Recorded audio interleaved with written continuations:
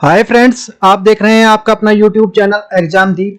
भाई आज हम बात करेंगे भाई इकोनॉमिक्स की, अर्थशास्त्र की।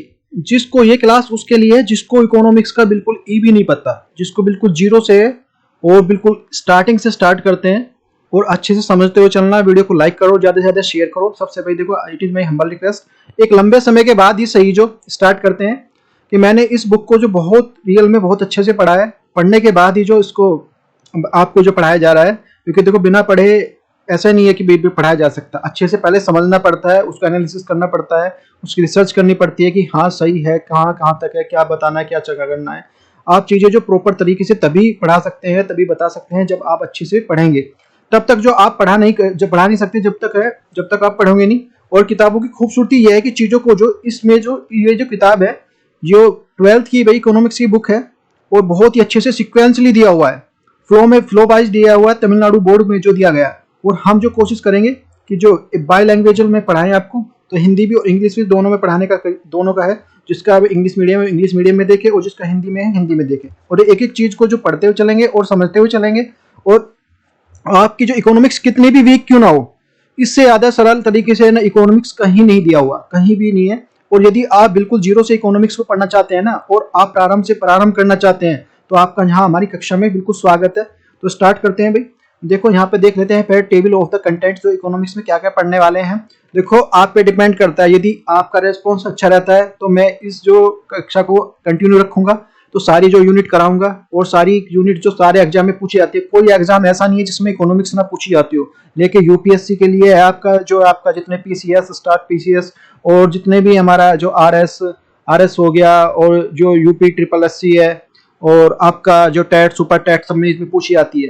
तो अच्छे से समझते हुए चलना है, और एक चीज को नोट डाउन करते हुए चलना है। क्लास के बाद जो आपको पहले जो डिस्क्रिप्शन में लिंक दिया हुआ है, वहां से आप टेलीग्राम से और व्हाट्सएप से इसको पीडीएफ को प्राप्त कर सकते हैं। सबसे बात है, देखो नोट्स बनाते हुए चलें जो है, और जो नहीं बना सकता, क्योंकि देखो बहुत सारी चीजें ऐसी होती हैं जो मेंशन नहीं होती पीडीएफ में, तो ये बात समझना अच्छे से। तो देखते हैं इकोनॉमिक्स के जो चैप्टर वाइज जो कंटेंट का क्या है।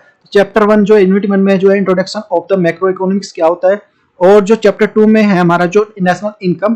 तो सारे देखो पूरी बुक कराऊंगा, यदि आपका जो रेस्पॉन्स अच्छा रहता है। सबसे ज्यादा देखो लाइक और शेयर जितना देखो आप पे डिपेंड करता है। और थर्ड चैप्टर है हमारा theory of the employment and income. Fourth है हमारा consumption and the investment functions. Fifth है हमारा जो मॉनेटरी इकोनॉमिक्स है, और सिक्स है हमारा जो बैंकिंग है। सेवेंथ है हमारा जो इंटरनेशनल फंक्शन जो इकोनॉमिक्स है, और एट्थ में हमारा international economics organisations, the facial economics है। फिर इन्वायरमेंटल इकोनॉमिक्स। 11 है हमारा economics and development and planning. और 12th है हमारा introduction to the statisticals method of the economist. तो देखो ये सारे चैप्टर है, हमें देखो इससे बाहर कुछ नहीं है। और सबसे देखो बहुत इजी तरीके से बताया गया है, समझाया गया है इस किताब में, तो अच्छे से समझते हुए चलना है। और learning object to the 17th evolutions of the important of basic concept of the macro economics and understand the function of the economy. तो इसमें सारी चीज बताई गई हैं। तो introduction of the macro economics अर्थशास्त्र, जैसे देखो बायोलॉजी की बॉटनी और बायोलॉजी मिलकर बनती होती है, बॉटनी और से जूलॉजी से मिलकर जो बायोलॉजी बनती है, उसी प्रकार जो हम जो देखेंगे इसको। जैसे आप जानते हैं कि ज्यादा से ज्यादा जो 2-3 शाखाएं होती है, जैसे केमिस्ट्री है, केमिस्ट्री में फिजिकल जैसे केमिस्ट्री की 2-3 शाखाएं होती हैं, जो फिजिकल हो गई, ऑर्गेनिक हो गई, इनऑर्गेनिक हो गई। और जो ज्योग्राफी में जो फिजिकल ज्योग्राफी और जो ह्यूमन ज्योग्राफी होती है, ऐसे ही जो इकोनॉमिक्स की जो टाइप्स होते हैं। तो मैक्रो इकोनॉमिक्स, एक तो माइक्रो इकोनॉमिक्स होता है, एक जो मैक्रो इकोनॉमिक्स होता है। तो मैक्रो इकोनॉमिक्स जो बड़े स्तर पर होता है, तो इकोनॉमी को जो उसको माइक्रो इकोनॉमिक्स कहते हैं। The subjected to the classified into the 2 branches, the namely the micro economics and the macro economics. तो ये हमारा तो विश्व शास्त्र के 2 शाखाओं को जो वर्गीकृत किया गया है, तो माइक्रो अर्थशास्त्र और जो मैक्रो अर्थशास्त्र। तो नॉर्वेजियंस जो नॉर्वे के जो है अर्थशास्त्री, और जो आर्थिक विज्ञान से पहले जो नोबेल पुरस्कार से प्राप्त करता है जो, तो रोगनर जो फ्रिंक्स ने जो 1993 में माइक्रो इकोनॉमिक्स का छोटा सा और मैक्रो को जो बड़ा बताया था। तो इससे पहले हम समझेंगे कि मैक्रो इकोनॉमिक्स के जो फादर कौन है। तो मैक्रो इकोनॉमिक्स के जो मैक्रो इकोनॉमिक्स को जो किसने नाम दिया है, तो डॉन विचरफ्यूस स्टार जैसे अर्थशास्त्री। तो मैक्रो इकोनॉमिक्स के एक साथ बहुत सारे जो फैक्ट्स और जो सिद्धांतों को पता लगाने वाला जो अर्थशास्त्र है, उन्होंने बताया कि यहाँ तक कि बड़े डाटा को भी यूज होगा इसमें, तो जितना बड़ा डाटा होगा उसके लिए भी यूज किया जाएगा। 1993 में जो अर्थशास्त्र का पहला नोबेल पुरस्कार विजेता नॉर्वे के जो अर्थशास्त्री हैं, उन्होंने इसको समझाया था इकोनॉमिक्स के जो 2 भागों में से मिलकर बनती है। एक जो सूक्ष्म मतलब छोटी जो अर्थशास्त्र के लिए होती है। दूसरा जो हमारा जो मैक्रो होती है वो बड़े व्यापी स्तर पर होती है। मैक्रो इकोनॉमिक्स वर्ड जो गिवन बाय द रोगनर जो फ्रिंक्स ने द्वारा दिया गया 1993 पहली बार दिया गया। ये सारी चीजें देखो पूछा जाता है, एक एक चीज है ना इसके लिए एक तरह से ऐसा है बिल्कुल अमृत के समान है। तो अच्छे से नोट डाउन करते हुए चलना, समझते हुए चलना है जहां जहां चीजें हैं। हालांकि मैक्रो इकोनॉमिक्स जो है अर्थशास्त्र के और आधुनिक में जो जॉन मेनार्ड जो किन्स और जो 1936 में प्रकाशित पुस्तक the journal of theory the employment studies and money के द्वारा शुरू हुआ। तो किन्स के जो महामंदी के होने वाला नुकसान को एक स्पष्टीकरण पेश किया है। जब माल बिका हुआ जो बिक गया हो जो श्रमिक जो बेरोजगार हो, तो किन्स ने इस आधुनिक जो मैक्रो इकोनॉमिक्स का जो जनक माना जाता है, किन्स को माना जाता है। फिर जो अर्थशास्त्री किन्स ने विस्तारपूर्वक मैक्रो इकोनॉमिक्स को समझाया अपनी किताब में। इन्होंने जो बुक, इनकी बुक का नाम है किन्स की जो बुक है, तो इनका बुक का नाम है the general theory of the employment investment and इको जो मनी। तो इनकी जो बुक का पूछा जा सकता है। आधुनिक अर्थशास्त्र के जनक किन्स को कहा जाता है। तो ठीक है ना। इस समय जो आर्थिक मंदी पूरे देश में जो आई हुई थी, अभी जो इन्होंने अपनी बुक में जो इन्हीं कारणों को समझाने का वर्णन किया है कि अब इस बुक में वर्णन किया है कि भाई किस तरह से इस मंदी से निकला जा सकता है, क्या है, क्या सारी चीजें हैं। उन्होंने बताया था कि कारणों के बेरोजगारी, किस कारणों से बेरोजगारी आती है, किस कारण से जो संकट उत्पन्न होता है, क्या कारण होते हैं, किस कारण से जो अनएम्प्लॉयमेंट फैलता है। इसलिए जो मैक्रो इकोनॉमिक्स के जो फादर जो किन्स को कहते हैं, the father of the macro economics is Keynes को कहते हैं। और जो मैक्रो इकोनॉमिक्स तो ये हमारा इसको बोलते हैं समष्टि। तो ये देखो ये किन्स महोदय हैं। मैक्रो इकोनॉमिक्स का अर्थ क्या होता है, तो ये इसका meaning of the macro economics जो अर्थशास्त्र का मीनिंग क्या होता है। Macro economics the macroeconomics divided in the Greek words the macros and the link of the large जो hence the macro economics they are the study of the economics the a whole. तो इसमें एक बोल रहा है कि macro economics एक जो मैक्रो से बना है जिसका अर्थ बड़ा होता है, इसलिए जो मैक्रो अर्थशास्त्र है इसमें समग्र रूप से जो अर्थव्यवस्था, दूसरे शब्दों में मैक्रो और जो अर्थशास्त्र है राष्ट्रीय आय, रोजगार, आउटपुट जैसे समुच्चय से संबंधित है। मैक्रो जो अर्थव्यवस्था को जो आय सिद्धांत के रूप में भी जाना जाता है। तो मैक्रो का मतलब होता है समष्टि, यानी मैक्रो वर्ड है जो ग्रीक भाषा के है, ग्रीक लैंग्वेज है, उससे मैक्रो से मिलकर बना है, जिसका अर्थ जो वृद्ध होता है, मतलब बड़ा होता है, विशाल होता है, जो एग्रीगेट के रूप में होता है, एग्रीगेट के रूप में यूज होता है जो मैक्रो इकोनॉमिक्स।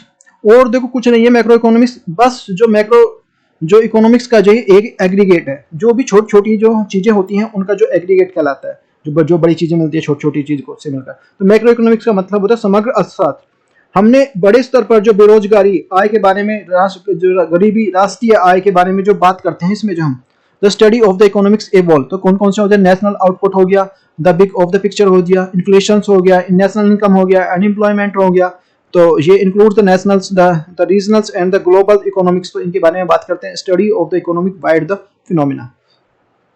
तो मैक्रो इकोनॉमिक्स है, माइक्रो होता है छोटा और मैक्रो होता है बड़ा, इस बात का ध्यान रखना बस ये चीजें। तो मैक्रो अर्थशास्त्र के शामिल जैसे रोजगार, राष्ट्रीय आय होगा, नेशनल इनकम हो गया, और जो एम्प्लॉयमेंट हो गया, नेशनल इनकम हो गया, इन्फ्लेशन होगा, बिजनेस होगा, साइकिल जो पॉवर्टी और इनइक्वालिटी, और जो द डिस्पेरिटी, तो ये असमानता, समानता, निवेश, बचत, पूंजी, निर्माण, जो बुनियादी ढांचा, विकास, अंतरराष्ट्रीय व्यापार संतुलन, भुगतान संतुलन, विनिमय दर और आर्थिक विकास के बारे में है।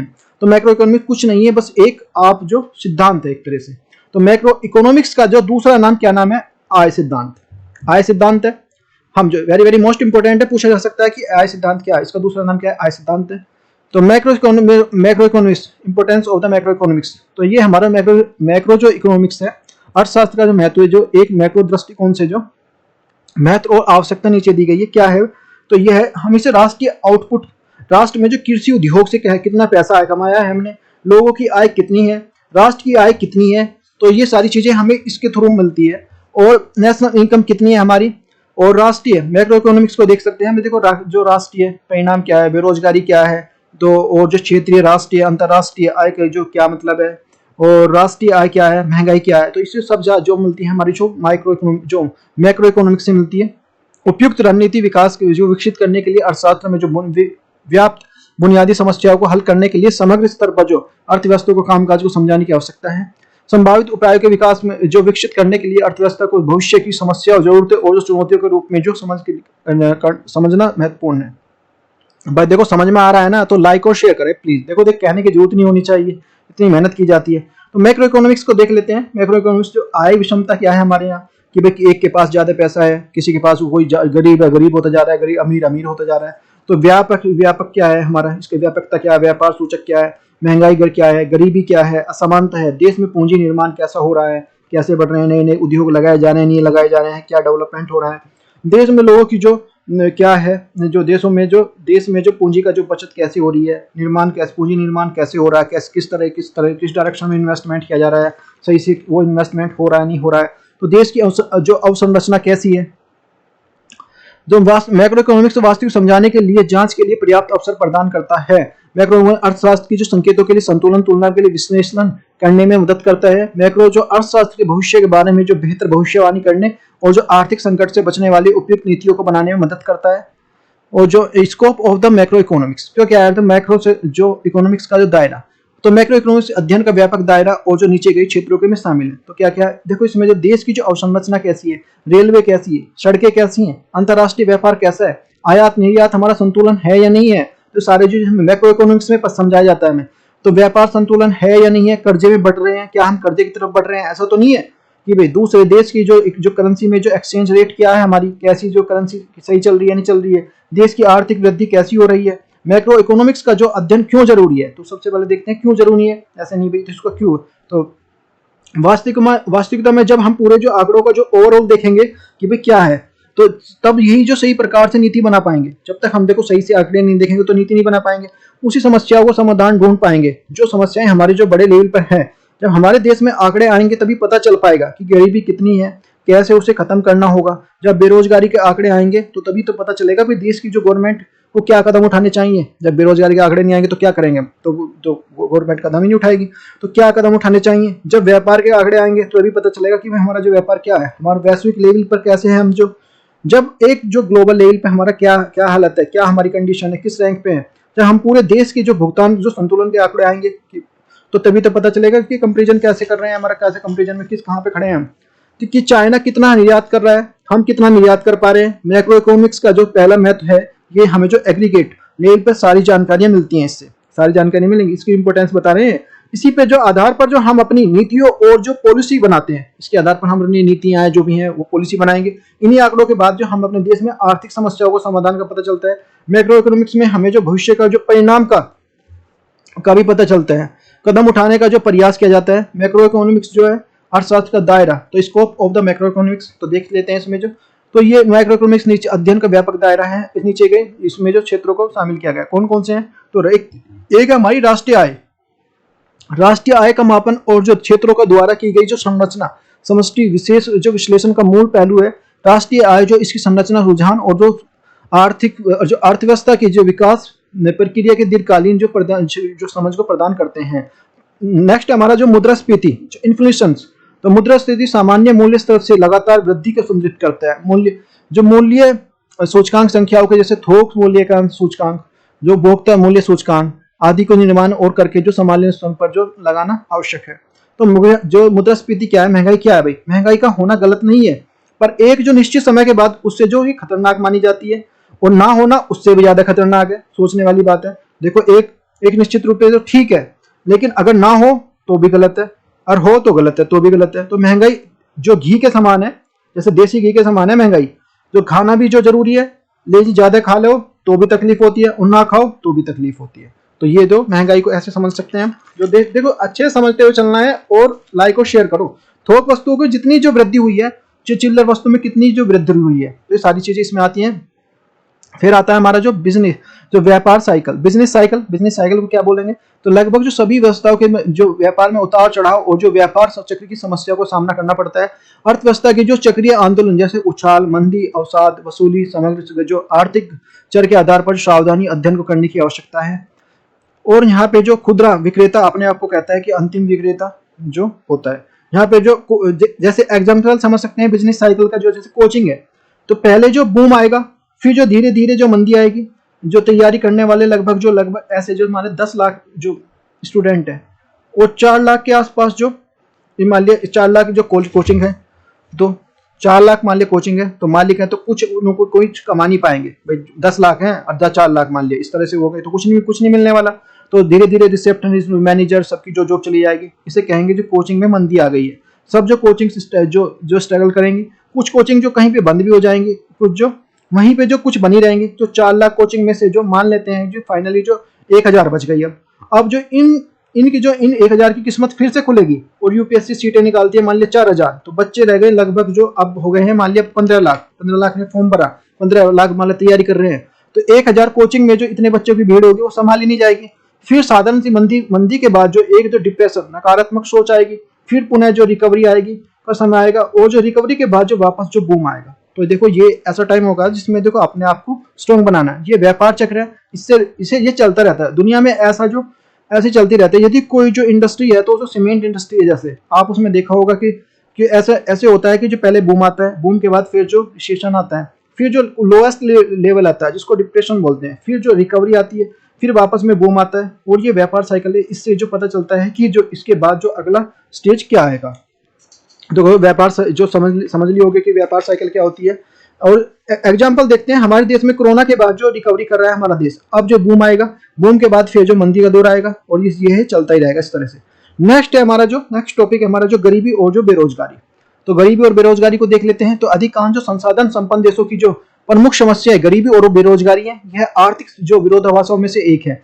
गरीबी और बेरोजगारी जो भयावहता के बारे में जो स्पष्ट जो समस्त संसाधनों को आवंटन और सुधार के लिए सुविधा प्रदान करती है। तो कभी कभी जो हमें 10 और 12 लोग ऐसे देश में जो सारी जो महंगाई कर रहे हैं, ऐसे जो भी कमाई का सबसे ज्यादा वही कर रहे हैं। कमाई का मतलब सोचते हैं कि महंगाई का जिम्मेदार यही है, सपोज करो अंबानी अडानी या कुछ भी इस तरह से देखने को मिल जाएंगे आपको बातें नुक्कड़ में। तो जो आंकड़े का पता चलता है कि सरकार की पॉलिसी सही नहीं है। मान लिया 10-12 जो आदमी है वही है, गिने चुने वही कमाई कर रहे हैं, तो वही पता चलता है क्योंकि सरकारी जो पॉलिसी गलत है बिल्कुल। आप जो वितरण ठीक नहीं हुआ है, तो आय का वितरण है जो पैसों का है वो सही नहीं हो रहा है। तो इससे ये पता चलता है। तो गरीबी और जो बेरोजगारी के बारे में। फिर हमारा जो इकोनॉमिक्स ग्रोथ क्या होती है? आर्थिक समस्या। किसी जो अर्थव्यवस्था की जो वृद्धि और विकास में उन्हें निर्धारित करने वाले कारकों में से मैक्रो विश्लेषण के माध्यम से समझा जा सकता है। आर्थिक नीतियां क्या है? उपयुक्त में से किसी जो नीतियों को विकसित करने के लिए मैक्रो जो अर्थव्यवस्था महत्वपूर्ण है। बुनियादी समस्याओं को हल करने और जो बाधाओं को दूर करने और जो विकास करने के लिए आर्थिक जो नीतियां आवश्यक है। तो इकोनॉमिक पॉलिसीज में आगे ठीक है। हमारा जो नेक्स्ट हमारा जो टॉपिक आता है, इसकी जो लिमिटेशन क्या है इकोनॉमिक्स की, मैक्रो इकोनॉमिक्स की। What is the limitation of the macro economics? तो macro economics are the suffers from the certain limitations they are. तो मैक्रो जो अर्थशास्त्र कुछ जो समस्याओं वो सीमाओं में जो मतलब ग्रस्त है, इसकी कुछ जो एक तरह से लिमिटेशन है, उनसे बाहर नहीं जाता। तो क्या जो मैक्रो इकोनॉमिक्स में से ही जो सारा जो इकोनॉमिक्स का जो पता चल सकता है, फिर जो अगर सी चलता है तो फिर माइक्रो इकोनॉमिक्स क्यों बनाने की जरूरत है? तो ये है एक है। फिर दूसरा एक है हमारा ये जो जनरल कॉन्सेप्ट है, जैसे जो गरीबी का जो आंकड़ा तो बिहार में ज्यादा है, फिर इससे ज्यादा स्पेसिफिक कहीं नहीं हो सकता कि भाई ये, लेकिन स्पेसिफिक की बात नहीं करेगा कि भाई आंकड़ा निकाल दिया ठीक है, फिर ये नहीं बताएगा कि भाई कहाँ पे ज्यादा है कहाँ पे क्या, ठीक है, मोटा मोटा निकालता है। प्रत्येक व्यक्ति को राष्ट्र की जो एक जो जैसी चीज होती है, तो प्रत्येक व्यक्ति और राष्ट्र की आय की जरूरत एक जैसी नहीं होती, अलग अलग होती हैं। जबकि जो सबको एक जैसा सोचता है, ये सबको एक जैसा सोचता है कि भाई एक का ले लिया सबका जो इसमें कवर कर लेगा, तो ये बड़े बड़े स्तर पे है ना। तो जो समग्र रूप से जो अर्थव्यवस्था के लिए समग्र जो सामान्यकरण का खतरा है, अलग अलग इकाइयों के रूप में जो एक रूपता बनाता है, यह संरचना का भ्रम है। एक व्यक्ति के लिए अच्छा है और राष्ट्र दूसरे व्यक्ति के लिए अच्छा नहीं है। जो एक देश के लिए अच्छा है वो दूसरे देश के लिए हो सकता है अच्छा ना हो। तो economics and the it's type के बारे में देखेंगे। फिर एक फोर्थ है हमारा जो कई आर्थिक रूपीय और जो आर्थिक गतिविधियों को निर्धारित करते हैं, लेकिन जो सामान्य मैक्रो आर्थिक पुस्तकों के लिए जगह नहीं पाते हैं। Economics and the its types.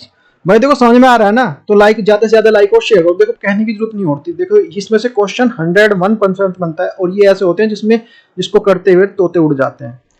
तो ये अर्थव्यवस्था और इसके बारे में, तो J.N. ब्राउन द्वारा अर्थव्यवस्था को शब्द को जो परिभाषित किया गया है, एक प्रणाली जिसके द्वारा लोग अपना जो जीवन यापन करते हैं। J.R. हिक्स द्वारा जो परिभाषित किया गया, अर्थव्यवस्था उत्पादों और श्रमिकों के उपभोक्ताओं के लिए पूरा करने वाली वस्तुओं और सेवाओं से बनने वाले का सहयोग है। अर्थव्यवस्था वह तंत्र है जहां पर जो आर्थिक गतिविधियां होती हैं। तो मैंने इसे शॉर्ट में समझा दिया है कि जहां लोग सेवाएं ले रहे हैं या दे रहे हैं, ये व्यवस्था में जहां मिलती है, ये जो व्यवस्था मिलेगी सेवा देने और लेने की, जो उसे अर्थव्यवस्था कहते हैं। ये जो सारी चीजें इकोनॉमिक्स टाइप में आ जाएगा, जो अर्थव्यवस्था के प्रकार में। संपेक्ष में जो अर्थव्यवस्था किसी प्रणाली को संदर्भित करती है जहाँ पे गतिविधियां की थी हैं। प्रत्येक अर्थव्यवस्था का अपना चरित्र होता है, तदनुसार कार्य या गतिविधियां भिन्न हो सकती हैं। किसी अर्थव्यवस्था के लिए क्रियाकलापों को लिए जो द्वारा प्रवाह चार्ट में एक में समझाया गया है। तो देखो ये होता है फ्लो चार्ट है हमारा, functions of the economics based of the activity. तो ग्रोथ है जो हमारा प्रोडक्शन एक्टिविटी है, यहाँ पे कंजप्शन है, एक्सचेंज एक्टिविटी है, यहाँ supporting economics and the non जो इकोनॉमिक्स एक्टिविटी ऑफ द, तो ये एक्सटर्नल एक्टिविटी में एक्टिविटीज ऑफ द इकोनॉमिक्स इस तरह से। तो एक अर्थव्यवस्था के मौलिक आर्थिक गतिविधियों को उत्पाद उपभोक्ता है। दो गतिविधियों के बीच में, दो गतिविधियों द्वारा जो समर्थित किया जाता है। इन गतिविधियों में अंतिम उद्देश्य जो विकास हासिल करना है, जो विनिमय जो गतिविधि उत्पादन और जो उपयोग गतिविधियों को समर्थन करती है। इन सहायक गतिविधियों के अलावा जो अन्य जो अर्थव्यवस्था में जो गतिविधियां जैसे आयात निर्यात, अंतर्राष्ट्रीय संबंध पर जो उत्प्रास प्रवास और जो यहाँ पे जो विदेशी निवेश, विदेशी मुद्रा आय के लिए आय भी जो यहाँ पे अर्थव्यवस्था से जो संपूर्ण कामकाज को प्रभावित करते हैं। तो ये सारी चीजें मिलेंगी। फिर हमारा जो economics can be the classified the different types of the base. तो कौन कौन से मिलते हैं यहाँ पे? तो जो अर्थव्यवस्था के आधार पर जो स्टेटस ऑफ द डेवलपमेंट हो जाएगा, system of the activities, the scale of the activities, nature of the functioning और the nature of the operation. तो इसमें जो अर्थव्यवस्था के लिए इस प्रकार के लिए वर्गीकृत किया गया है। जैसे जो विकास की स्थिति क्या है, तो अविकसित और विकासशील अर्थव्यवस्था के बारे में। दूसरा है हमारा जो गतिविधि की प्रणाली, तो पूंजीवादी, समाजवादी, मिश्रितवादी अर्थव्यवस्था क्या है। और जो गतिविधियों का जो पैमाना, छोटी और बड़ी अर्थव्यवस्थाएं, कामकाज की प्रकृति स्थिर है, गतिशील है अर्थव्यवस्था है। फिर पांचवा जो संचालन की प्रतिबद्धता, तो बंद है या खुली, तो ये अर्थव्यवस्था। छठा है हमारा जो प्रगति की जो प्रकृति कैसी है, तो पारंपरिक और जो आधुनिक जो अर्थव्यवस्था है। सेवेंथ है हमारा जो राष्ट्रीय आय का जो स्तर कैसा है, तो निम्न स्तर आय है, मध्यम आय है या उच्च स्तर वाली जो अर्थव्यवस्था है। ये सारी चीजें इसमें मिलती हैं। तो लेवल और द जो एडवांटेज। फिर हमारा जो इकोनॉमिक सिस्टम, आर्थिक प्रणाली क्या, तो ये इसमें देख लेते हैं। तो आर्थिक प्रणाली का तात्पर्य उस तरीके से जो व्यक्ति जो संस्था द्वारा विशेष रूप में आर्थिक गतिविधियों को अंजाम देने के लिए एक साथ जुड़े होते हैं। यह समाज की जरूरतों को पूरा करने के लिए आर्थिक गतिविधियों को तीन प्रकार की जो प्रणालियां होती हैं, जैसे पूंजीवादी और जो समाजवादी। पूंजीवादी में पूंजीवादी होगी, समाजवादी में समाजवाद, और जो मिश्रित में मिश्रितवादी हो जाएगी। तो ये मुझे कैपिटलिज्म हो जाएगा, स्टेट जो सोशलिज्म हो जाएगा, और मिक्स्ड इकोनॉमी। तो भूमंडलीकरण वैश्वीकरण के लिए देख लेते हैं, ग्लोबलाइजेशन। तो ये हमारा जिसमें वैश्वीकरण के लिए एक बाजार विचारधारा को निरूपित करने के लिए, तो मैनफ्रेड जो डी स्टीगनर 2002 में द्वारा गढ़ा हुआ जो शब्द को अंतर्राष्ट्रीय व्यापार के माध्यम से राष्ट्र के साथ जोड़ता है, जो वैश्विक विकास को लक्ष्य रखता है, और जो विचार के लिए विस्तारित पूंजीवादी भी कहा जाता है। पूंजीवादी और जो समाजवादी के चरम विपरीत दृष्टिकोण है। पूंजीवादी जो जो साधनों की जो पूर्ण स्वतंत्रता और निजी स्वामित्व होता है। समाजवाद में निजी और जो कोई स्वतंत्र नहीं है, उत्पाद के लिए जो साधनों और सार्वजनिक स्वामित्व होता है। और मिश्रित और पूंजीवादी समाज के लिए ऐसा विशुद्ध दर्शाता है। मिश्रित विभिन्न प्रकार की जो है आर्थिक समस्याओं के लिए विशेषताओं के लिए गुणों के और जो दोषों को जो नीचे दिए गई हैं, तो कैसी हैं, सोशलिज्म, कैपिटलिज्म और मिक्स। तो देखो ये देख लेते हैं। तो यहाँ पे पूंजीवादी अर्थव्यवस्था, पूंजीवाद एडम स्मिथ का जो पूंजीवाद का जनक कहा जाता है। पूंजीवाद की अर्थव्यवस्था के लिए एक जो मुक्त अर्थव्यवस्था, लेजर फेयर जो लैटिन में जो बाजार या अर्थव्यवस्था को कहा जाता है, जहां पर जो सरकार की जो भूमिका न्यूनतम होती है, इसमें जो कम जो भूमिका होती है, जितने वो प्राइवेट होते हैं, बाजार की जो गतिविधियां निर्धारित करते हैं। और जो पूंजी एडम स्मिथ ने बताया था, जो पूंजीवादी में जो उत्पादन के संसाधनों के निजी स्वामित्व होता है, जो मतलब प्राइवेट होते हैं जितनी चीजें, तो ये हमारा निर्माण लाभ के उद्देश्य से और सेवाओं के लिए करते हैं। तो उनका अपना कुछ ना कुछ लाभ तो होगा, तभी तो वो काम करेंगे। निजी व्यक्ति के लिए कोई भी जो व्यवसाय करने और जो किसी भी कौशल को विकसित करने की स्वतंत्रता होती है। कोई भी आदमी प्राइवेट आके अपना जो काम स्टार्ट कर सकता है। पूंजीवादी अर्थव्यवस्था के लिए संयुक्त राज्य अमेरिका, पश्चिमी जर्मनी, ऑस्ट्रेलिया, जापान सबसे बड़े उदाहरण इसके लिए पूंजीवादी में। वो हालांकि दलित लोग को बाजार से ताकत से बचाने के लिए बड़े सामाजिक जो कल्याण के लिए उपाय करते हैं। फिर हमारा जो feature of the capitalism economy, तो ये हमारा जो है पूंजीवादी अर्थव्यवस्था की विशेषताएं। तो संपत्ति का जो निजी स्वामित्व और जो विरासत का कानून।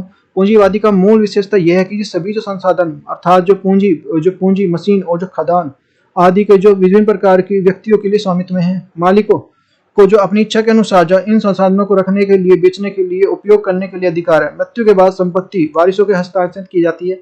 तो पसंद और उद्यम का जो स्वतंत्रता है। प्रत्येक व्यक्ति को किसी भी स्थान पर किसी भी व्यापार करने और जो किसी भी वस्तु का उत्पादन करने के लिए स्वतंत्रता है। इस प्रकार जो उपभोक्ता अपनी पसंद के अनुसार कोई भी वस्तु खरीदने के लिए स्वतंत्र है।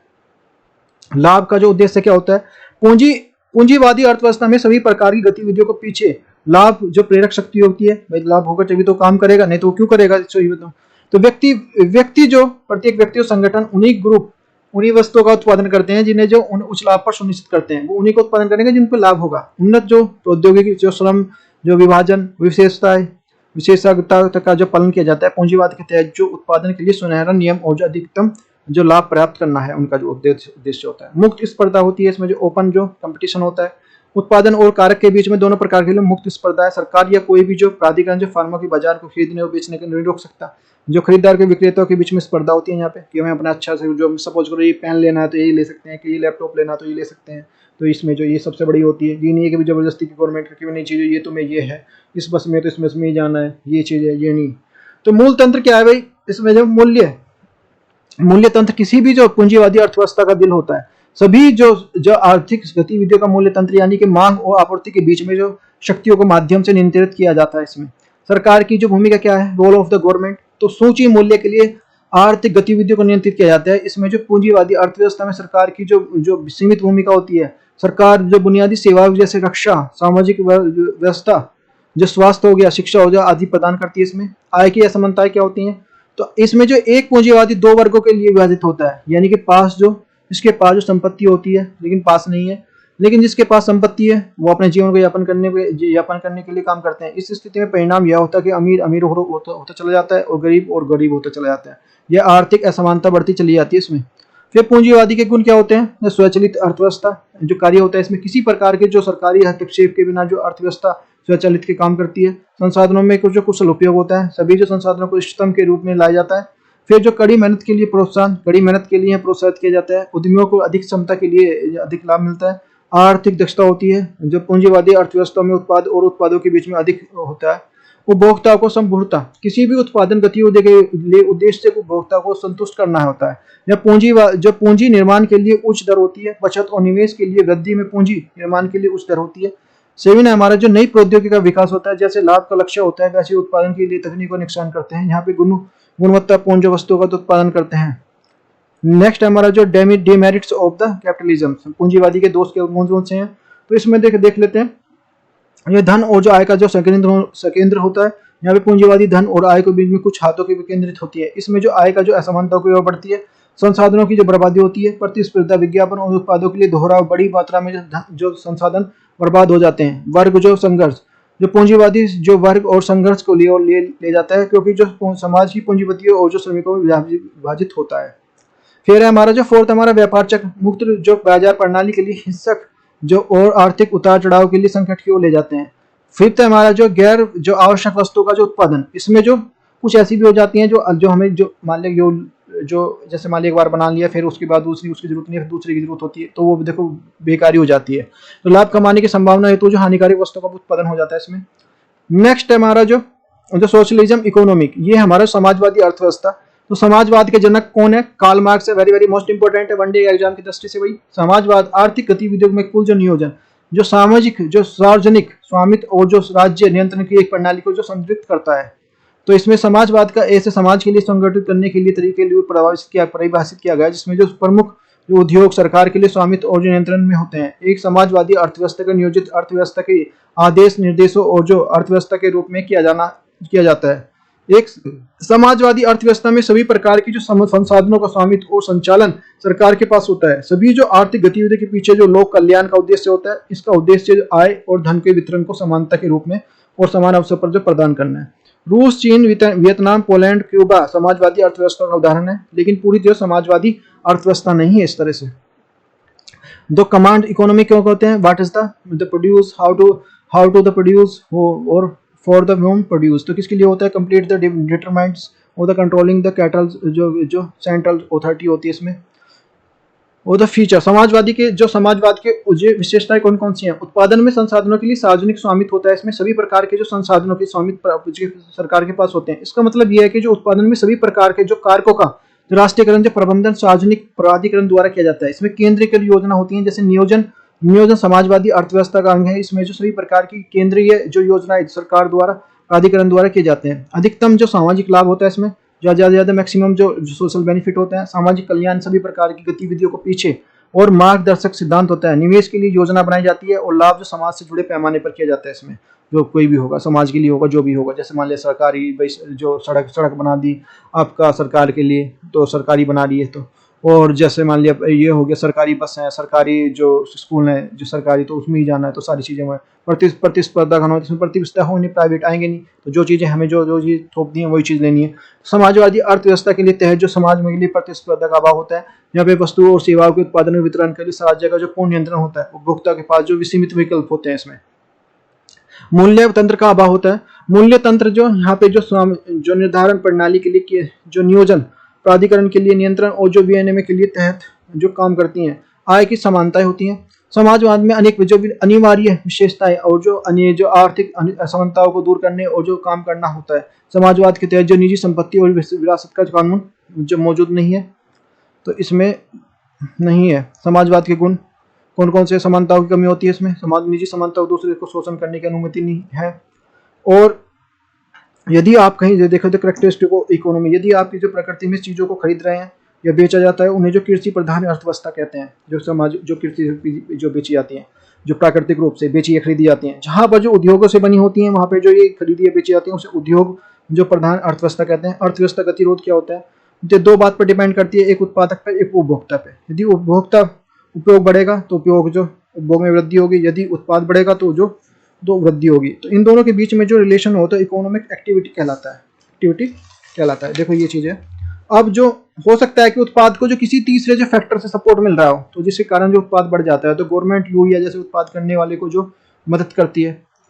और आर्थिक गतिविधि, इसमें जो उत्पाद गतिविधि होती हैं और जो उपभोक्ता गतिविधि होती हैं, दो उपभोक्ता गतिविधि दो कारकों से प्रभावित होती है।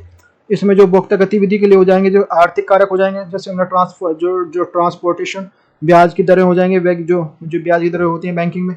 और विज्ञान हो गया, सरकार की नीतियाँ हो गया। गैर सरकारी में कौन कौन से हो जाएंगे? इसमें पर्यावरण हो गया, स्वास्थ्य हो गया, शिक्षा हो गया, मनोरंजन हो गया, शासन हो गया। और ये चीज़ें हो गई। असमानताओं की कमी होगी। संसाधनों की जो तरक्षता आवंटन केंद्र द्वारा संसाधनों के नियोजित करने पर आवंटित किया जाता है और अपव्यय कम करने के लिए, खर्च कम करने के लिए पुनर्नियोजित तरीके से निवेश किया जाता है इसमें।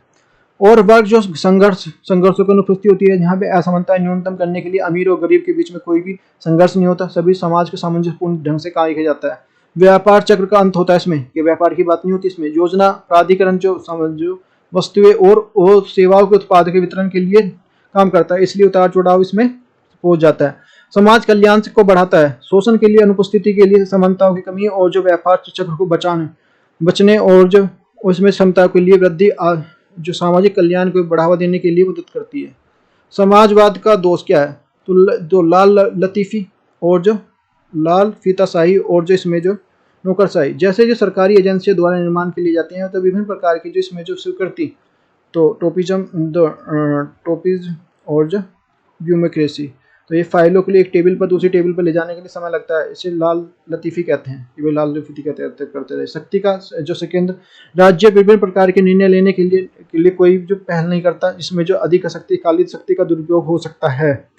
देखो इकोनॉमिक सिस्टम तो देख लेते हैं। जो मिक्स्ड इकोनॉमी, तो इसके लिए प्योर जो प्लान्ड इकोनॉमी, प्योर जहाँ पे प्योर मार्केट इकोनॉमी, प्योर जो कंजप्शंस, तो जहाँ पे जो कम्युनिज्म्स, और यहाँ पे मिक्स्ड इकोनॉमी हो जाएगा। तो सोशल और जो लर्निंग के लिए और कैपिटलिज्म के बाद में जो होगी, जैसे मान लिया नॉर्थ कोरिया में जो ये है सोशलिज्म, और जो चाइना में ये है, और जो कैपिटलिज्म यहाँ पे फ्रांस में, और जो यूनाइटेड स्टेट्स में, यहाँ पे जो इन दोनों के बीच में जो यहाँ पे इंडिया है, दोनों के बीच का मिश्रित अर्थव्यवस्था। तो यहाँ पे मिश्रित अर्थव्यवस्था प्रणाली में निजी और जो सार्वजनिक क्षेत्र के लिए सहअस्तित्व में है। यहाँ पे आर्थिक विकास की दिशा में जो यह काम करते हैं। पूंजीवादी समाजवाद को दोनों का मेल है। यह पूंजीवादी और समाजवाद दोनों को बुराइयों को खत्म करने के लिए कोशिश करता है। इन अर्थव्यवस्थाओं में जो संसाधनों का स्वामित्व व्यक्तियों के सरकार के पास होता है। भारत, इंग्लैंड और जो फ्रांस और ब्राजील मिश्रित अर्थव्यवस्था का उदाहरण है। ये सबसे बड़े मिश्रित अर्थव्यवस्था की विशेषताएं कौन कौन सी होती हैं? जो संपत्ति और उत्पादन के बीच में शामिल होता है। उत्पादन के लिए जो साधन और संपत्ति निजी और जो सार्वजनिक दोनों के लिए स्वामित्व में है। जो सार्वजनिक और निजी के रूप में जो संसाधनों को खरीदने और उपयोग करने के लिए स्थानांतरित करने का अधिकार है इसमें। सार्वजनिक रूप से, सार्वजनिक और जो निजी क्षेत्रों में जो सहअस्तित्व क्या होता है? तो क्या होता है हमारे मिश्रित और अर्थव्यवस्था के बीच में जो निजी जो सार्वजनिक क्षेत्र दोनों के बीच में सहअस्तित्व है। यहाँ पे निजी जो उद्योग जैसे मुख्य रूप से जो लाभ कमाने के लिए गतिविधियां करते हैं। यहाँ पे जो सार्वजनिक में जो फर्में हैं जो सामाजिक कल्याण के अधिकतम करने के लिए दृष्टि से राज्य सरकार का स्वामित्व में है। आर्थिक समस्याओं का समाधान कैसे होता है, क्या उत्पादन करना है, कैसे उत्पादन करना है, किसके लिए उत्पादन करना है और कैसे वितरण करना है, ये बुनियादी समस्याओं का मूल तंत्र के साथ साथ जो राज्य के लिए हस्तक्षेप के माध्यम से हाल में किया जाता है। स्वतंत्रता और नियंत्रण, जो हालांकि निजी और जो संसाधनों के लिए मालिक होने और जो वस्तुओं के लिए सेवाओं को उत्पादन करने और जो उन्हें वितरित करने का स्वतंत्रता है। आर्थिक गतिविधियों को समग्र और नियंत्रित करने के सरकार के पास है। मिश्रित अर्थव्यवस्था के गुण कौन से हैं, जो merits of the mixed economy. तीव्र जो इसमें जो रैपिड जो इकोनॉमिक ग्रोथ होती है, तो इसमें जो तीव्र आर्थिक विकास होता है, क्योंकि दोनों करते हैं, प्राइवेट भी और यहाँ पे जो वो करते हैं जो प्राइवेट भी होते हैं और गवर्नमेंट भी होते हैं। तो ये सारी सबसे बड़ी बात है इसमें। ये मिश्रित अर्थव्यवस्था में सबसे अच्छा लाभ यह है कि तीव्र गति से विकास की ओर बढ़ता है। इस प्रकार की सार्वजनिक आवश्यकताओं निजी और जो आवश्यकताओं को दोनों को ध्यान में रखा जाता है। संतुलित जो आर्थिक विकास होता है, मिश्रित अर्थव्यवस्था के दौरान जो संतुलित आकाश जो आर्थिक विकास को बढ़ावा मिलता है। यह कृषि और उद्योग उपभोक्ता के लिए पूंजीगत जो वस्तु ग्रामीण और शहरी क्षेत्र में संतुलित को विकास को बढ़ावा देती है। नेक्स्ट हमारा जो संसाधनों का उचित उपयोग होता है। जो मिश्रित अर्थव्यवस्था में होता है, सरकार जो उचित रूप से सुनिश्चित करती है, सरकार जो अधिकांश जो महत्वपूर्ण गतिविधियों को प्रत्यक्ष रूप निजी क्षेत्र में जो अप्रत्यक्ष रूप से नियंत्रित करती है। और नेक्स्ट हमारा जो है आर्थिक असमानताएं क्या होती हैं। सरकार आर्थिक असमानता लाने के लिए, आयकर लाने के लिए कराधान की जो प्रगतिशील जो उपयोग करती है। सामाजिक में विशेष लाभ क्या है, सरकार न्यूनतम मजदूरी कानून बनाकर जो राशनिंग जो उचित मूल्य पर दुकानों के लिए स्थापना करना, सामाजिक कल्याण के लिए उपायों के लिए करके जो श्रमिकों और जो काम कमजोर वर्ग के लोगों के हितों की रक्षा करती है। मिश्रित अर्थव्यवस्था के दोष कौन कौन से हैं, तो समन्वय की कमी होती है इसमें। मिश्रितवाद के लिए सबसे बड़ी जो सार्वजनिक और क्षेत्र और जो निजी क्षेत्र के बीच में समन्वय की कमी होती है। दोनों अलग अलग जो देशों के लिए काम करते हैं, यहाँ पे समन्वय संबंधी समस्याएं पैदा करता है। प्रतिस्पर्धक में दृष्टिकोण क्या है, यह अपेक्षा की जाती है कि सरकार निजी दोनों के लिए समाज कल्याण के लिए एक दिशा में पूरक भावना और साथ साथ काम करना चाहिए, लेकिन वास्तव में अपनी जो गतिविधियों को प्रतिस्पर्धा है। जो अक्षमताएं क्या है, सुस्त नौकरशाही, जो लाल फीताशाही और जो प्रेरणा के लिए सभी जो सार्वजनिक क्षेत्र के लिए अधिकांश उद्यम अक्षम बनाने में हुए हैं। राष्ट्रीयकरण का जो डर क्या होता है, मिश्रित अर्थव्यवस्था में जो राष्ट्रीयकरण के लिए निजी उद्यमों के लिए व्यवसाय संचालन और जो नवीन पहलों के लिए हतोत्साहित करती है। बढ़ती असमानताएं, संसाधनों के लिए स्वामित्व और विरासत के लिए कानून के लिए विस्तृत प्रकार के लिए मकसद अमीर और गरीब के बीच में जो खाई को चौड़ा करती है। अंतर्जन पूंजीवाद, असमानता, समाजवाद, अक्षमता मिश्रित अर्थव्यवस्था में पाई जाती है। तो ये देखो जो फीचर ऑफ द कैपिटलिज्म और सोशलिज्म, तो ये ओनरशिप मीन प्रोडक्शन होता है, प्राइवेट जो पार्टनरशिप होती है, इसमें जो पब्लिक जो ओनरशिप हो जाएगा, इसमें प्राइवेट ओनरशिप और जो पब्लिक ओनरशिप हो जाएगा। इकोनॉमिक मोटिव जो प्रॉफिट इसमें होगा जो, और इसमें जो सोशल वेलफेयर होगा, जो social welfare and the profit motive होगा। तो पूरी लिस्ट है देखो। फिर है concept of the macro economics. Macro economics की अवधारणाएं क्या है, तो ये हमें देखो विज्ञापन, जैसे कोलगेट के विज्ञापन को 10 लोग में जो 10 माताओं के लिए खड़ा कर दिया जाता है, तो मेरा जो भरोसा कोलगेट, लोग जो इमोशन होकर जो कोलगेट खरीद लेंगे, तो ये सारी चीजें विज्ञापन में आएंगी। जो गैर आर्थिक कारक है, इसमें जैसे हमें पता चला है कि जो मैगी के अंदर जो ऐसे रसायन है, जैसे कि मैगी खाने के बाद पता लग सकता है कि इसकी खाने की लत लग सकती है, लोगों को जो मैगी खाना बंद कर दिया था। इसमें पर्यावरण का कारण क्या है, चीजें की जो लोग जो बंद कर देते हैं, परंतु पर्यावरण के कारण जो ये बंद करनी पड़ती हैं। स्वास्थ्य, जैसे लोग जो शिक्षित हुए, जो बड़े बड़े पैमाने पर उन्होंने पेप्सी और इस तरह के जो कोका कोला को उनको बंद कर दिया कि नहीं पियेंगे ज़्यादा। पहले एक टाइम भी था कि एक पेप्सी कोका कोला की तरफ बहुत ज़्यादा मुँह हो गए थे हम। पूंजीवादी क्या है, पूंजीवाद निजीकरण का लाभ का उद्देश्य है। सरकार की न्यूनतम भूमिका होती है, उसमें खुली मुक्त और जो प्रतिस्पर्धा होती है, आय की असमानताएं होती हैं, तो ये सारी चीज़ें इसमें आ जाती हैं। और अब देखो जो मैक्रो अवधारणा की अवधारणा क्या है, जो अर्थशास्त्र की अवधारणा है, तो मैक्रो जो अर्थशास्त्र की जो प्रमुख जो महत्वपूर्ण अवधारणा नीचे प्रस्तुत की गई है। एक स्टॉक और प्रवाह है। यहाँ पे जो है आर्थिक विशेषता के लिए की जाने वाली स्टॉक और प्रवाह के लिए वर्गीकृत किया गया है। स्टॉक और प्रवाह के लिए दोनों प्रकार से घटिया बढ़ सकते हैं। स्टॉक या किसी भी मापी दुआई किसी भी वस्तु द्वारा संदिग्ध या मैक्रो इकोनॉमिक की मुद्रा आपूर्ति, बेरोजगारी स्तर पर जो विदेशी भंडारण या पूंजी का स्टॉक के जो स्टॉक चर के उदाहरण हैं। प्रवाह चर किसी समय की जो है क्या वेरिएबल क्या होता है, फ्लो वेरिएबल क्या होता है, किसी पर भी मापा जाता है। राष्ट्रीय आय, आयात, निर्यात, खपत, उत्पादन, निवेश में चर के उदाहरण है।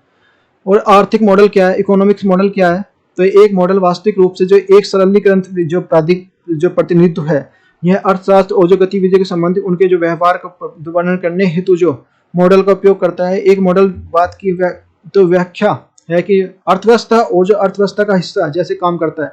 अधिकांश आर्थिक मॉडल जो गणित और जो रेखागणित के समीकरण के बनाए हुए हैं और ये विभिन्न प्रकार के चर और संबंधों समझने के लिए प्रयास करते हैं। आमतौर पर जो इस्तेमाल किया जाने वाला मॉडल जो आपूर्ति मांग के लिए मॉडल जो वृत्ताकृत जो वृत्तकार जो प्रवाह और मॉडल की स्मिथ मॉडल है।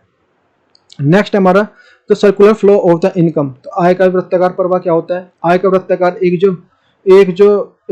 एक जो है हमारा अर्थव्यवस्था का मॉडल है जिसमें अर्थव्यवस्था विभिन्न प्रकार के क्षेत्रों से संबंध दर्शाता है। विभिन्न प्रकार के जैसे फार्मों, घरों और जो सरकार राष्ट्र के बीच में आय और वस्तुओं के बीच में उत्पादन के बीच में कार्यों को प्रदर्शित करता है। यह वृत्ताकार प्रवाह जो विश्लेषण राष्ट्रीय खातों और जो मैक्रो अर्थशास्त्र का आधार है।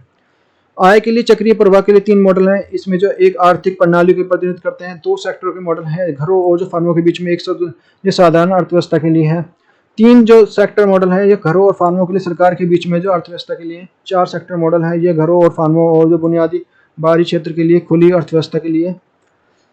और नेक्स्ट हमारा circular flow income of the 2 sector economy. द्वि क्षेत्रीय जो अर्थव्यवस्था के लिए आय का चक्रीय प्रवाह केवल 2 क्षेत्रों में, जो घरेलू और फार्म के लिए। जो घरेलू क्षेत्र है, जो घरेलू क्षेत्र के बीच में जो सेवाओं के एकमात्र खरीदार है और उत्पादन के लिए उत्पादन के कारकों यानी भूमि और श्रम, पूंजी और संगठन के लिए एकमात्र जो आपूर्ति है, यह अपनी पूरी आय का व्यापार और क्षेत्र के लिए उत्पादित जो व्यवस्था और जो खरीद के लिए खर्च करता है। खेल के लिए स्वामित्व और उत्पादन करने के लिए फर्म को से आय प्राप्त करता है। फर्म क्या है? जो फर्म तो यह फर्म जो हमारी जो है क्षेत्र या घरेलू क्षेत्र का सामान और सेवाएं बेचकर जो राजस्व उत्पन्न करता है। यह घरेलू क्षेत्र के लिए स्वामित्व जैसे उत्पादन के लिए यानी आपका भूमि, श्रम हो गया, पूंजी हो गया, संगठन में काम कर सकता है। और फर्म जो पूरे उत्पादन को घरों में बेचता है। तो गुड्स और सर्विस जो हो गया, यहाँ पे सर्विसेज हो जाएगा। कंज्यूमर जो एक्सपेंडिचर हो गया जाएगा हमारा, जो हाउस होल्ड फर्म्स हो जाएगा। तो wages, rents of the dividends, तो factor of the production.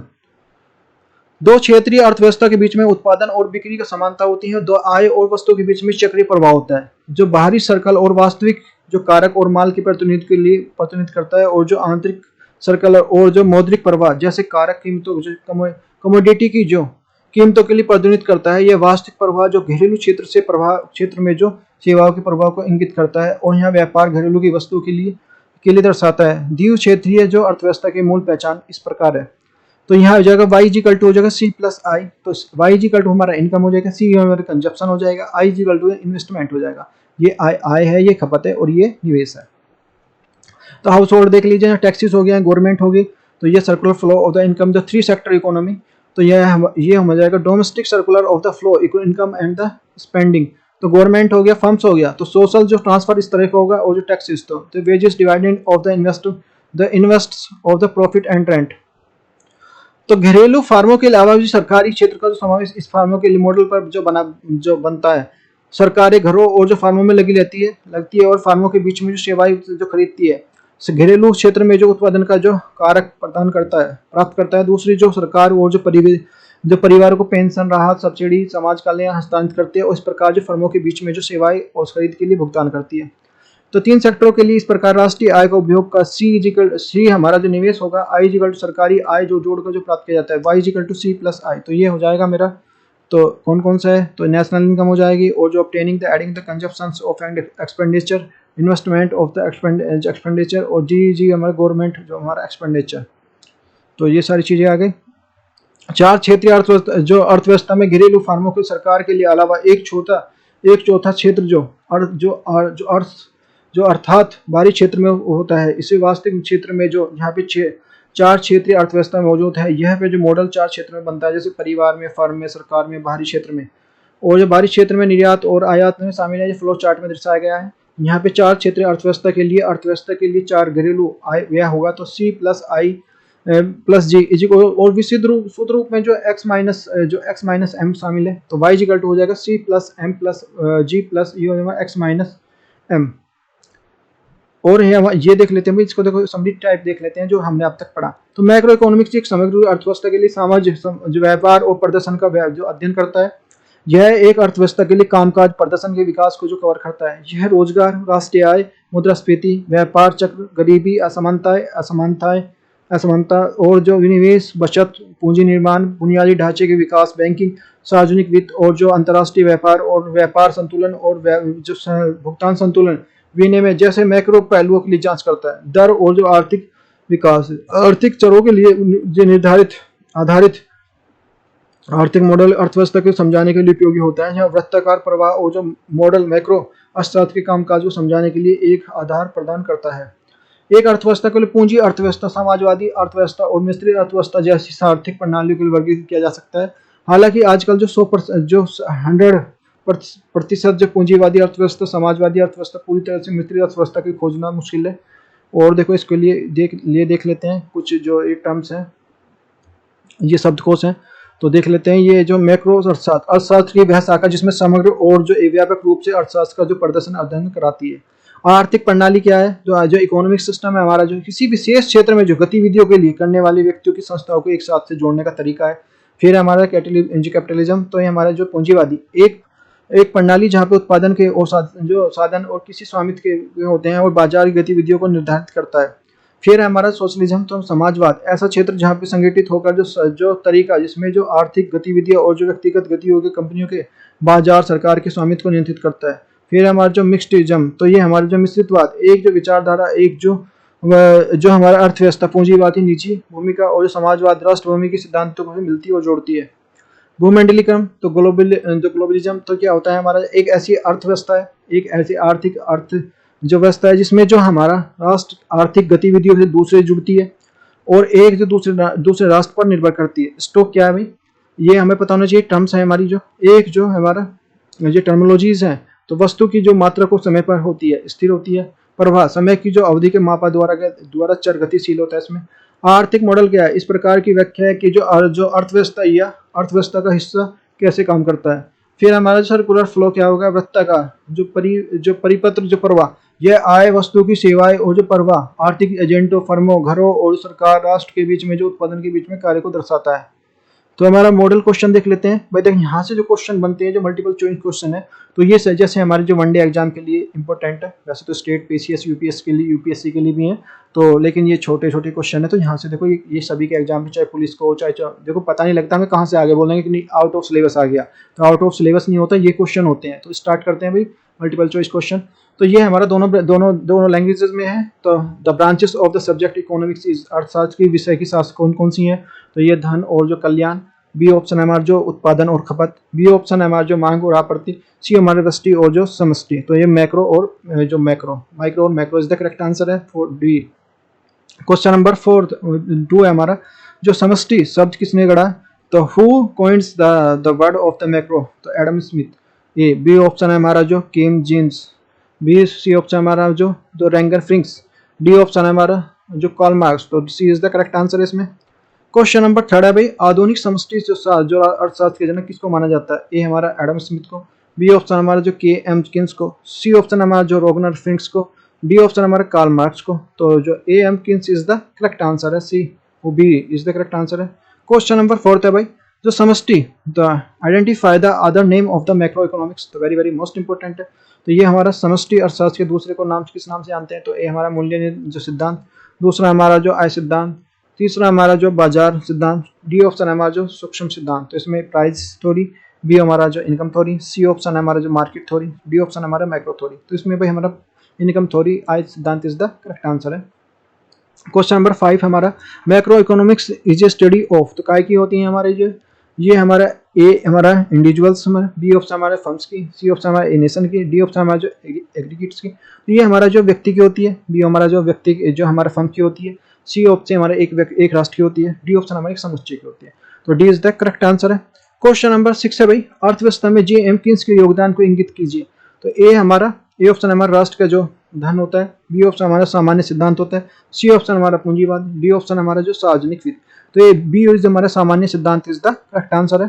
Question number 7 है भाई, ये study of the increase the general price of level of the term age, तो उसको क्या बोलते हैं, ए हमारा जो होलसेल्स जो प्राइस इंडेक्स। बी ऑप्शन हमारा जो बिजनेस साइकिल। सी ऑप्शन हमारा जो इन्फ्लेशन। डी ऑप्शन हमारा नेशनल इनकम। तो भाई सामान्य मूल्य स्तर के लगातार वृद्धि को क्या कहा जाता है, ए हमारा थोक मूल्य जो सूचकांक। बी ऑप्शन हमारा जो व्यापार जो चक्र। सी ऑप्शन हमारा मुद्रास्फीति। डी ऑप्शन हमारा जो राष्ट्रीय आय, तो इसमें मुद्रास्फीति inflation is the correct answer है। क्वेश्चन नंबर 8 हमारा, identify the necessity of the economics policies to solve the basic problem. B option हमारा जो ओवरकम द ऑप्टिकल्स, जो हमारा सी ऑप्शन हमारा absence of the growth, D option हमारा the all of about. तो इसमें आर्थिक नीतियों की आवश्यकताओं को पहचाने, ए हमारा बुनियादी समस्याओं को हल करने के लिए, बी ऑप्शन हमारा जो बाधाओं को दूर करने के लिए, सी ऑप्शन हमारा जो विकसित विकास हासिल करने के लिए, तो उपयुक्त सभी। तो सारी इज द करेक्ट आंसर इसमें। नेक्स्ट क्वेश्चन नंबर 9 है भाई, तो ये हमारा जो क्या है, indicates of fundamental economics activities of economy. तो ये क्या होता है हमारा, देखो इसमें देख लेते हैं। तो एक हमारा जो production of the distribution, B option हमारा production of exchange, C option हमारा जो production of the consumption, D option हमारा प्रोडक्शन ऑफ द मार्केटिंग। तो एक अर्थव्यवस्था का मूलभूत और जो गतिविधियों को इंगित करता है, ए हमारा उत्पादन और वितरण, बी ऑप्शन हमारा उत्पादन और विनिमय, सी ऑप्शन हमारा उत्पादन और खपत, डी ऑप्शन उत्पादन और विपणन। तो इसमें उत्पादन और खपत इज द करेक्ट है, तो production and consumption is the correct answer है। क्वेश्चन नंबर 10 है, एन इकोनॉमी कंसिस्ट, तो इकोनॉमी क्या होता है, consumption of sector, B option हमारा production of sector, C option हमारा जो गवर्नमेंट सेक्टर, डी ऑप्शन हमारा ऑल ऑफ। तो 10वां हमारा जो एक आर्थिक शामिल है, तो ए हमारा खपत क्षेत्र, बी ऑप्शन हमारा जो उत्पादक क्षेत्र, सी ऑप्शन हमारा जो सरकारी क्षेत्र, डी ऑप्शन हमारा उपयुक्त सभी। तो उपयुक्त सभी इज द करेक्ट आंसर है। क्वेश्चन नंबर 11 है भाई, identify the income, identify the economic system and the behaviour of the private ownership of production. तो ये हमारा कैपिटलिज्म इकोनॉमी, बी ऑप्शन हमारा जो सोशलिज्म इकोनॉमी, डी ऑप्शन हमारा जो ग्लोबलाइजेशन इकोनॉमी, डी ऑप्शन हमारा जो मिक्स्ड इकोनॉमी। तो इसमें जो हमारा उस आर्थिक प्रणाली को पहचाने जिसमें वहाँ पे उत्पादन केवल जो निजी स्वामित्व को मौजूद है, ये हमारा पूंजीवाद, बी ऑप्शन हमारा जो सामाजिकवादी अर्थव्यवस्था, सी ऑप्शन हमारा जो वैश्विक अर्थव्यवस्था, डी ऑप्शन हमारा मिश्रित अर्थव्यवस्था। तो इसमें भी पूंजीवादी अर्थव्यवस्था इज द करेक्ट आंसर है। क्वेश्चन नंबर 12 है भाई, economic system is the representings of equality of distribution. तो काय के लिए होता है ये हमारा, कैपिटलिज्म के लिए, बी ऑप्शन हमारा जो ग्लोबलिज्म के लिए, सी ऑप्शन हमारा जो मिक्स्डिज्म के लिए, डी ऑप्शन हमारा सोशलिज्म के लिए। तो ये वितरण में समानता के लिए प्रतिनिधित्व करने के लिए प्रणाली है। तो ए ऑप्शन हमारा जो पूंजीवादी, बी ऑप्शन हमारा जो वैश्विकता, सी ऑप्शन हमारा जो मिश्रितवाद, डी ऑप्शन हमारा समाजवाद। तो समाजवाद इज द करेक्ट आंसर है।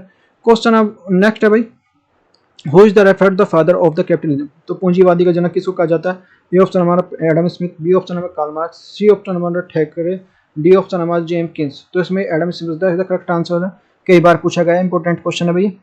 क्वेश्चन नंबर 14 है भाई, पूंजीवादी the country of the following the capitalism is. तो क्या कौन सा है इसमें, तो ए रसिया, बी ऑप्शन हमारा अमेरिका, सी ऑप्शन हमारा जो इंडिया, डी ऑप्शन हमारा जो चाइना। तो इसमें पूंजीवादी का अनुसरण करने वाला देश कौन सा है, ए हमारा रूस, बी ऑप्शन हमारा अमेरिका, सी ऑप्शन हमारा भारत, डी ऑप्शन हमारा चीन। तो इसमें America is the correct answer है। क्वेश्चन नंबर 15 है भाई, identify the father of the socialism. तो इनके जो समाजवाद के जनक कौन है, तो के एम जिकिन्स है, बी ऑप्शन हमारा कार्ल मार्क्स है, सी ऑप्शन हमारा एडम स्मिथ में, डी ऑप्शन हमारा जो सैमुअल्स है। तो इसमें जो Karl Marx is the correct answer है अभी। क्वेश्चन नंबर 16 है भाई, an economic system is the economic activity nation of the both और the private and public together terms. तो क्या उसको क्या बोलते हैं हमारा कैपिटलिज्म जो इकोनॉमी, बी ऑप्शन है। तो एक जो आर्थिक जो प्रणाली जहां पर जो राष्ट्र एक गतिविधियों के लिए निजी और जो सार्वजनिक क्षेत्रों के द्वारा जो साथ किया जाता है वो कहलाता है, ए हमारा पूंजीवादी अर्थव्यवस्था, बी ऑप्शन हमारा समाजवादी अर्थव्यवस्था, सी ऑप्शन हमारा जो पूंजीवादी अर्थव्यवस्था, डी ऑप्शन हमारा मिश्रित अर्थव्यवस्था। तो मिश्रित अर्थव्यवस्था इज द करेक्ट आंसर है। क्वेश्चन नंबर 17 है, एक समय में निश्चित समय में किसी वस्तु की मात्रा को कहा जाता है। तो ये हमारा स्टॉक उत्पादन, स्टॉक परिवर्तनशील और प्रवाह। तो quantity of the community of the accommodateds, these are the private point of the time the term. तो क्या होता है प्रोडक्शन, स्टॉक, वेरिएबल, फ्लो। तो stock is the correct answer है। क्वेश्चन नंबर 18 है भाई, आइडेंटिफाई द फ्लो वेरिएबल। तो क्या होता है फ्लो वेरिएबल, तो प्रवाह चर की पहचान करो। तो पैसे की आपूर्ति, सहायक और आय जो और विदेशी मुद्रा। तो मनी सप्लाई हो जाए, assets, income, foreign exchange reserves. तो हमारे इसमें जो पैसे की सप्लाई जो money supply is the correct answer है। क्वेश्चन नंबर 19 है, identify the sector of two sectors models. तो क्या होता है हमारे household firms, B option हमारा प्राइवेट पब्लिक, सी ऑप्शन हमारा internal and external, D option हमारे जो फर्म्स एंड द गवर्नमेंट। तो ये दो सेक्टरों के मॉडल की पहचान करें। तो परिवार और फर्म, बी ऑप्शन हमारा जो निजी और जो सार्वजनिक, सी ऑप्शन हमारा जो आंतरिक और बाहरी, डी ऑप्शन हमारा फर्म और सरकार। तो इस ये हमारा जो परिवार और जो firm is the correct answer है। क्वेश्चन नंबर 20 है, the circular flow of the model that is the representative of the open economy. तो इसमें हो जाएगा ए ऑप्शन हमारा जो 2 सेक्टर मॉडल, बी ऑप्शन हमारा जो 3 सेक्टर मॉडल, सी ऑप्शन हमारा 4 सेक्टर मॉडल, डी ऑप्शन हमारा जो ऑल ऑफ अबव। तो ये हमारा जिसमें जो सर्कुलर फ्लो मॉडल को एक खुली अर्थव्यवस्था का प्रतिनिधित्व करता है। ये हमारा जो है 2 सेक्टर का 2 मॉडल, बी ऑप्शन हमारा जो 2-3 सेक्टर का मॉडल, सी ऑप्शन हमारा 4 सेक्टर का मॉडल, डी ऑप्शन हमारा उपयुक्त में सभी। तो 4 सेक्टर का model is the correct answer है।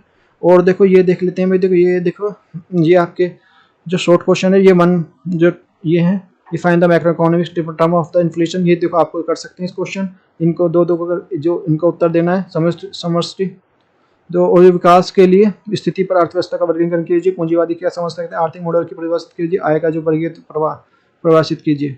और इसमें देखो एक पैराग्राफ में दिया है, लिखना है उत्तर जो, तो समष्टि इकोनॉमिक बताइए। तो state of the importance of the macro economics, तो describe to identify the different types of the economic system, outline of the major merits of the capitalisms. समाजवाद के दोषों का उल्लेख कीजिए। मिश्रित अर्थव्यवस्था का उल्लेख कीजिए। पूंजीवादी भूमंडल के बीच में अंतर बताइए। दो सर्कुलर को समझाइए। और देखो ये वन पेज के लिए वन पेज लिखना है। इसमें समष्टि अर्थ की विवेचना कीजिए। पूंजीवादी समस्या की संतुलन कीजिए। पूंजीवादी धन निरपेक्ष और पूंजीवादी के बीच में तुलना कीजिए। और देखो ये भाई देखो आज एक ये पूरी यूनिट खत्म हो जाती है, तो मैक्रो इकोनॉमिक्स। यदि वीडियो आपको अच्छी लगी है तो वीडियो को ज़्यादा से ज़्यादा लाइक और शेयर करें। देखो ये बिल्कुल जीरो से स्टार्ट है इकोनॉमी का। यदि आपका प्यार मिलता है और आपने यहाँ तक दिया है, यहाँ तक आपको यूट्यूब को इतने जो भाई आपका परिवार है एग्जामदीप को यहाँ तक बढ़ाया, इसे ज़्यादा से ज़्यादा देखो लाइक और शेयर करो। अपने परिवार है, आपको ज़्यादा से ज़्यादा आपको इसको आगे बढ़ाओ। Thank you for watching, take care, bye bye. मिलते हैं नेक्स्ट वीडियो में नेक्स्ट टॉपिक में।